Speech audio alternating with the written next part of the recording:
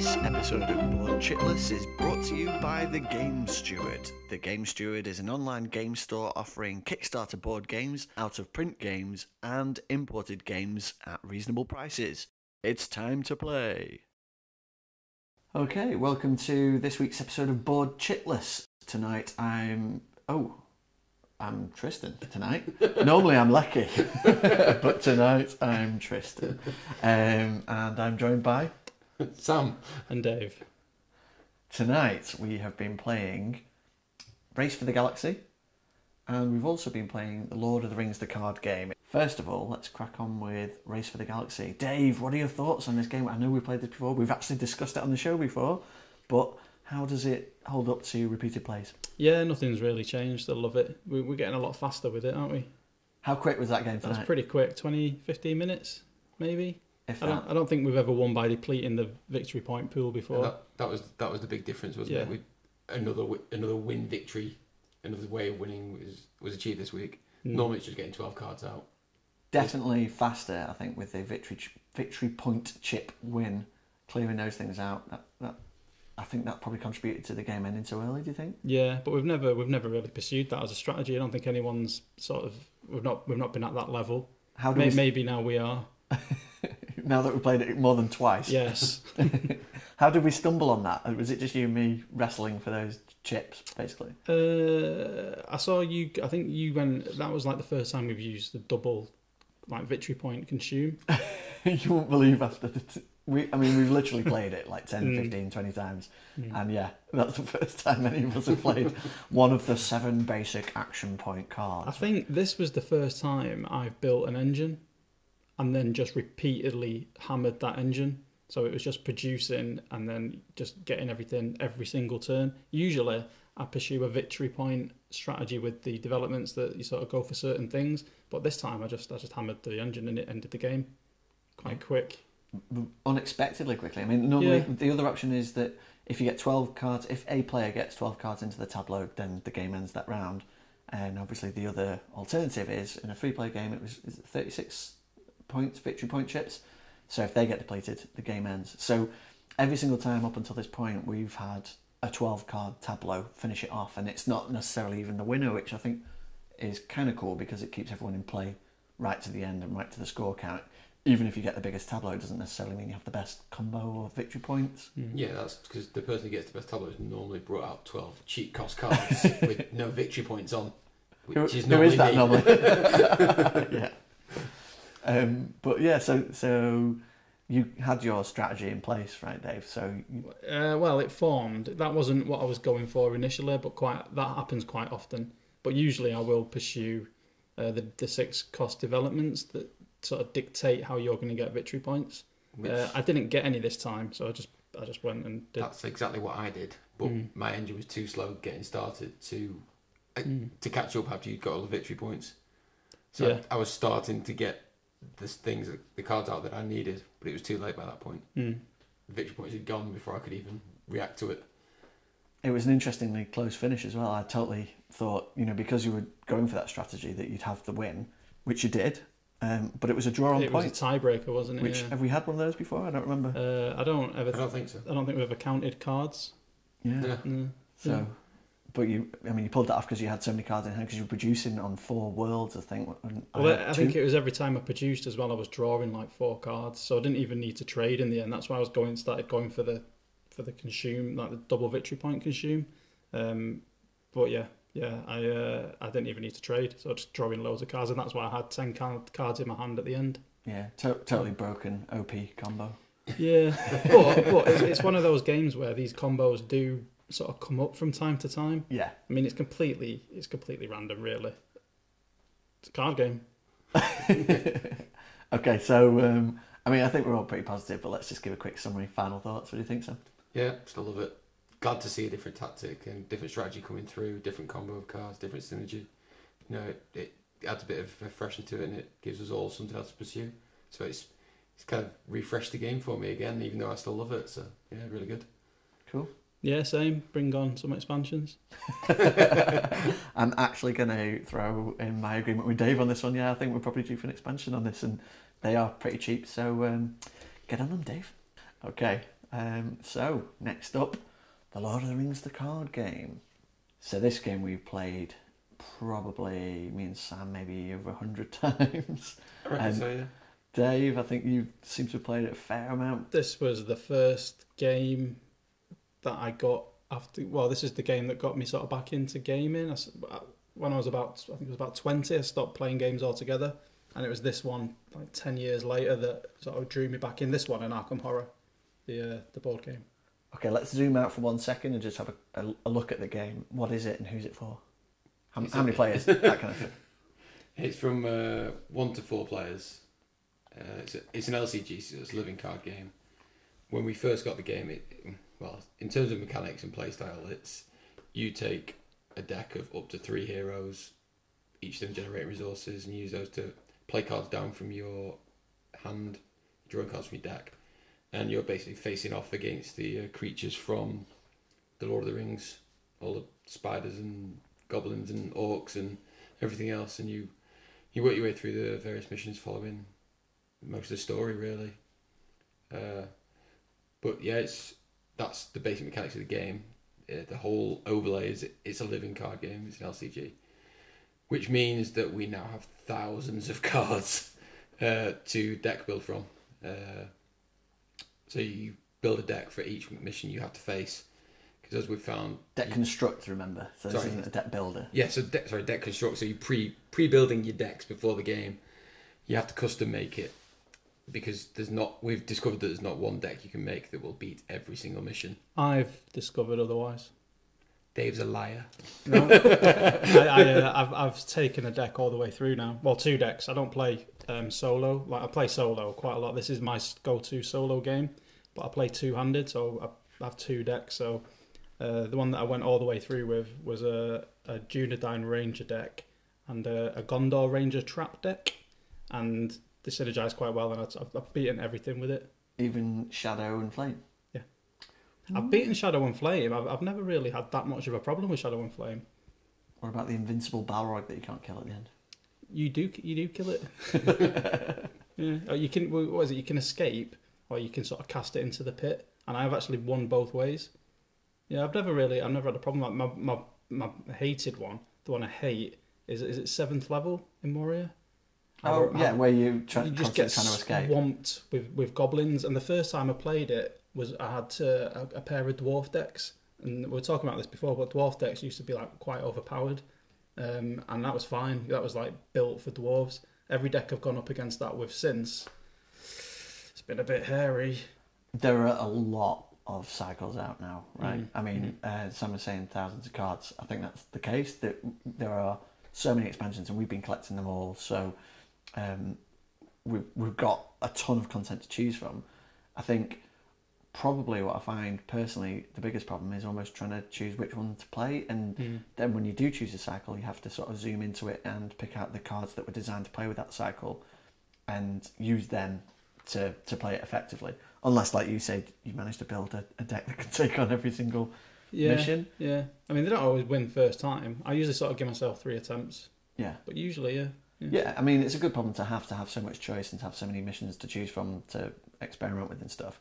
I think one of the most compelling things about this game for me is the Lord of the Rings trilogy adventures, the saga boxes, which we've not even really scratched the surface on. Yeah.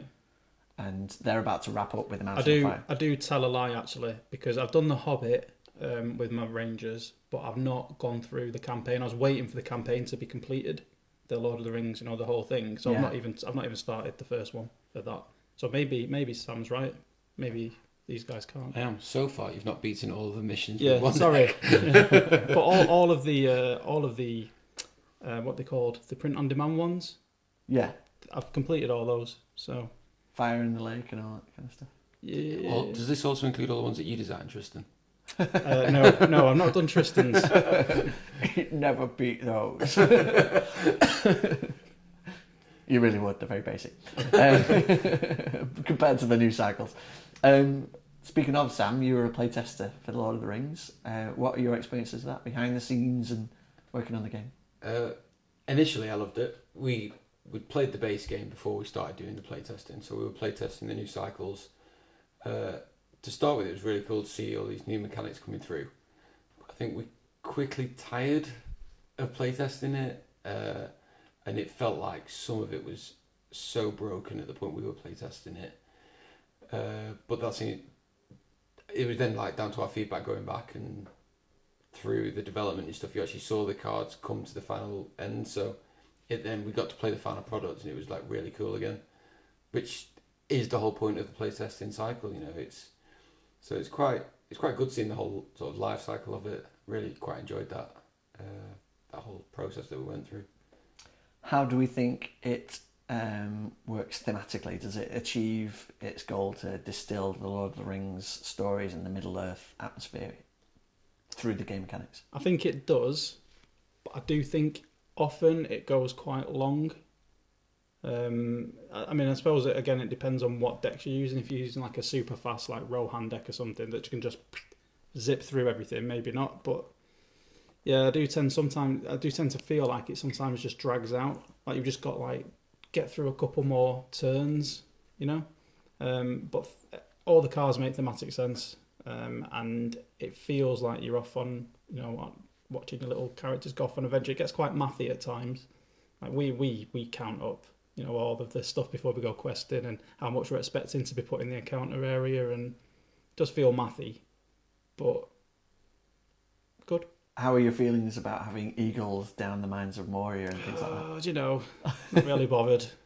If you can have Saruman join Frodo and, I don't know, Frodo, who else should we say? Denethor, yeah.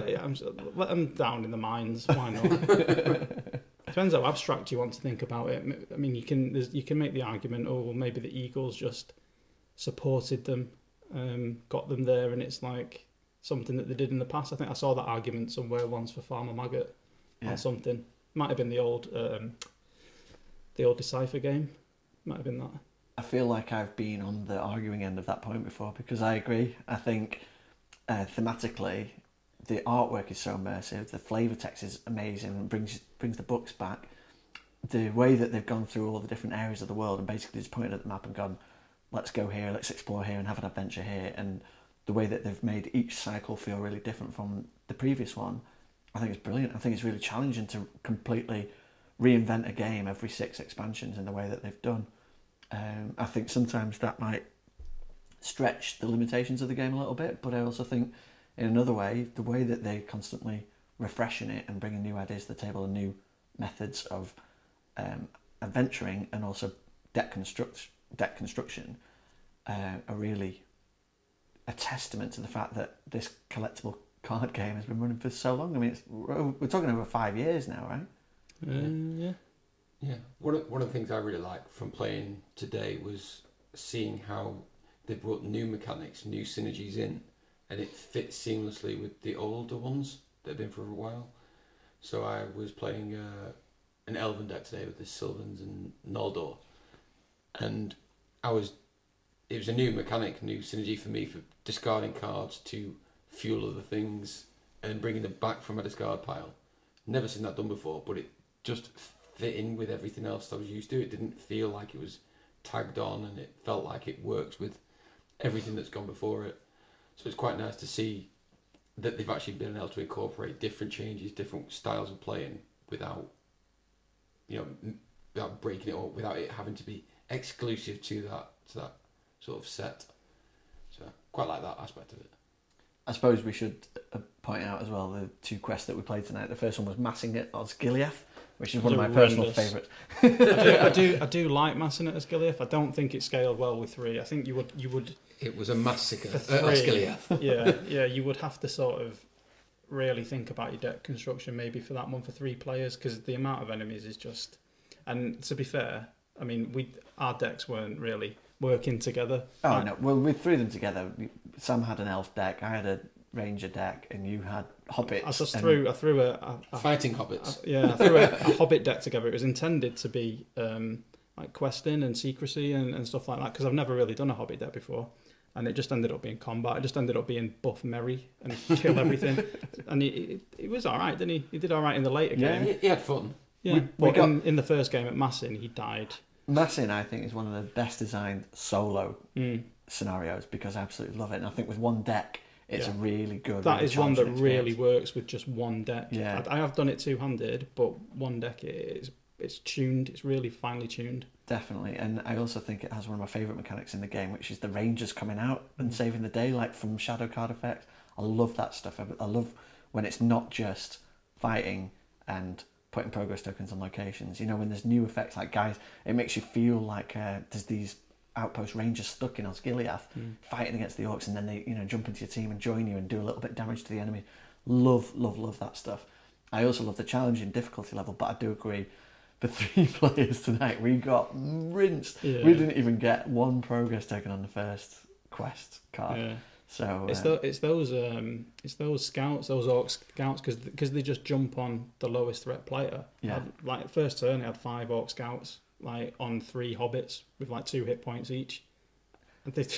But as a counterpoint to that, when I picked for our second quest, Escape from Dol Guldur, which is we slaughtered that. Well, yeah, I don't know. I mean, when I pulled it out, you didn't want to play it, right? Because you thought, no, it's going to be too difficult. It's swingy. Dol Guldur, it's really swingy. I mean, you can get like a bad combination, but with 3 players, it mitigates it quite a lot because most of the effects, losing a whole character with 2 or 1 player and that character's resources, it's quite a handicap. But with 3, yeah, you didn't miss him as much. Well, you 2 didn't miss him. It was one of my guys. I felt handicapped the whole time. But no, for me, it felt like a struggle because a lot of my guys were taking injuries. I had the Beragond who was, battling all the bad guys and trying to sort of sentinel and keep you guys safe as well. I think Sam actually had a really cool elf synergy deck going on, so he was just carrying on minding his own business, and you were sort of just focusing on attachments and hobbits. Yeah. And between us, we sort of muddled through it. But for me, it felt like everything was to play for until we finally took out the Nazgul, which I think is how the quest is supposed to play out. As one of the initially more difficult quests, I really enjoyed the fact that we were able to go back to it after, for me, a few years and throw some fairly half-decent decks at it and tackle it. I have found the decks that I've gone up against Dol Guldur with since it was originally released, and this is like decks with like some more modern cards, haven't fared as well as the earlier decks, to be honest. I think those early decks were quite pure. Yeah. And you start adding all this stuff in just because it's cool, and it does dilute the power of the deck. But tonight we did leather it. We used to play both two-handed, didn't we? So we'd have 4. All of the we'd have 4 decks. I thought we did because we'd have all of the Tristan 3 shaking heroes. his head. No, we had all 4. We'd split like dual sphere decks, so we'd have that was it. Yeah, 3 characters each. So we had all 4. All 4 the spheres. Yeah. Oh yeah. Me and Jackie did that as well. But even then, like every sort of card, it was used in a certain way. Now you've got stuff that is used in different ways, and those original cards. I mean, we never used to have any trouble with Dol Guldur. I know people did. Solo, like full on solo, single handed. Don't think I've ever beat Dol Guldur. I know people have. But I've always played sort of two-handed really, and I remember playing it then, and I beat it first time, and I was a little bit. I think it depends though, because it depends on which character goes. Absolutely. If you've got a split deck, if you lose Eowyn, you one hero, who's the only resource generator for that, you've lost access to half of your deck straight off. Or your 4 willpower character, yeah. So it can just completely nullify. That's what I mean though. It's a swingy scenario.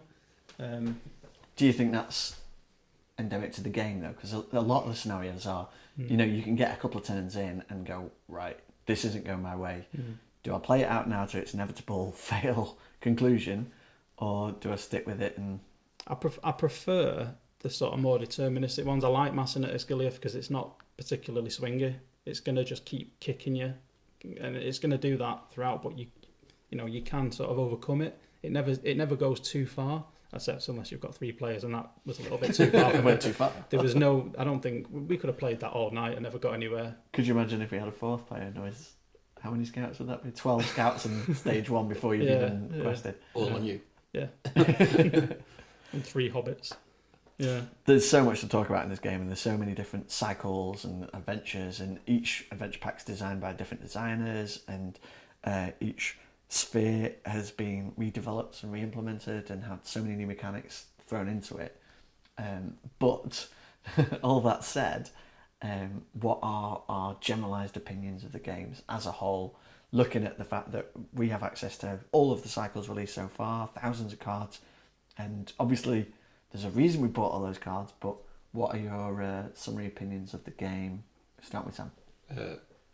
The part I don't like as much is the deck construction between each scenario.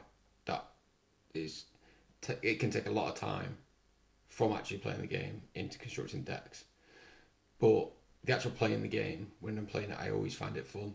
I love the art, I love the theme, I love getting involved in it.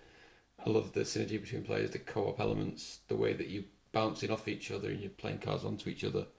You're boosting each other and you're helping each other out all the time. I really love that whole aspect of it. And it is a fun game. It's just a behemoth now in terms of what sort of access you've got. So always looking forward to sort of the new cycles, give them a new try. Happy to construct decks for that. But yeah, that's, I enjoy it. I think it's a good game. I think it's one of the games that I was most excited about before it released. The anticipation I had before it coming out, I was like, an adventure card game set in Middle Earth with amazing art, because I have to say the art on this game has been consistent throughout almost every single phenomenal pack. It is brilliant. The art is fantastic. The graphic design, the presentation, the theme. Middle Earth is like my favourite, fantasy theme, and the way that each time I've sort of gone, okay, I've got 1,000 cards now. It's probably time to just, give this next cycle a miss, and then it comes out, and I'm like, oh, go on then, and just try one more. It always draws me back in, and it is one of those games that just sort of felt like it reinvented the genre and the sort of play style, or it replaced the collectible format with the living card format, which I much prefer because you're not just buying blind boosters and whatnot. I think the way that it's also fed into what is now the Arkham Horror living card game and re-implemented the similar sort of design and game mechanics, but reinvigorated them with Arkham Horror, I think it's brilliant, but it also holds up on its own. So some of the mechanics feel a little bit sort of like they have been improved in Arkham Horror, but as a game, I still love it. And every time I go back to it, I'm like, wow, we should just totally play this all the time. Dave, you talked about it being the one that got you back into the game. Can you expand on that a little bit more and tell us your summary opinion? I mean, it wasn't... See, I sold it to Jackie on, oh, look, we can get this game and we can while away our evenings drawing cards, and these cards are going to tell us a story.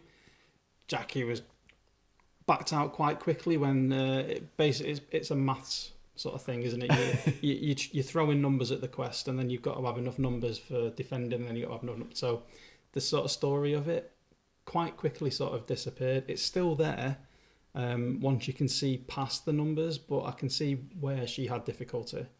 So it didn't quite live up to that expectation. Arkham Horror does. So I think Arkham Horror has eclipsed Lord of the Rings a little bit for me. Completely for me at the moment. Not saying forever. It's new? It's probably just because it's new, but I do really sort of the story follows on a lot better. I do think that Lord of the Rings has improved massively in a lot of ways since the beginning. Like sort of the base set was like a hodgepodge of cards, and then we got the eagles, and then that's all we had for a while, and then we had the Rohan were coming, and then we had the dwarves. Now we've got all sorts of things, and it's not just they've got a leader that gives them all +1 to whatever starts. The things play in different ways, like the Noldor that Sam was using tonight. They're drawing from playing cards from discard. You've got the Sylvans, and they're bringing characters into play with buffs, and then they're bouncing in and out of play. The Ranger decks that I use, love them. Love the Dunedain guys. They get buffs for however many people they're engaged with. The Trap decks, there's all sorts of different things, and it feels right. The Hobbits was the first time I've played with the Hobbits. Probably needs work, that deck. It was good at killing one thing at a time, not good at much else. So, but maybe that's quite thematic for Hobbits. Do you think Yeah. Do you don't think it would have fared too well as a solo deck? Then maybe? I don't think that would. No, it didn't have enough allies. I think I put about 4 allies in it. It's yeah. So where does the actual game, Lord of the Rings, the card game, where does that fall in your repertoire at the moment? It's still up there. Listen, I will buy every single thing that they release for this game. Like, I might not get around to playing any more of it for a while, but when the kids get a little bit older, we're going to start at the beginning and go through the whole thing again. Yeah. You know, it is a journey. And you know, I love it, but at the moment, Arkham Horror is just edging it out because I've not got time as well at the moment, like, just to sort of dedicate myself to this. And like Sam says, the deck constructions, like that deck that I put together tonight, that's the first deck I've put together for a while, and I threw it together and it shows in the deck. Arkham Horror, you know, it's just your deck evolves over time, and you know, I think that Arkham Horror is an evolution from Lord of the Rings. I don't think that it's gone on a superior path, but it's like a parallel path, and I do think they both still stand up on their own. Yeah, couldn't agree more. And I think for me, part of the appeal as well about Arkham Horror is taking control of one character. It's such a simple adjustment, but you still feel empowered when you're playing it. You still feel like you can do loads of things, and you empathise more with that character because you've only got the one. I think dynamically it's different and interesting and a great take on the mechanics of Lord of the Rings, but I do think they both stand apart, and yeah, I'd be happy to play either. So that was the Lord of the Rings, the card game, and also Race for the Galaxy. Thanks for joining us tonight on Board Chitless. Join us again next time and we'll be talking more Gameage. Thanks very much for joining us. Speak to you soon. Bye.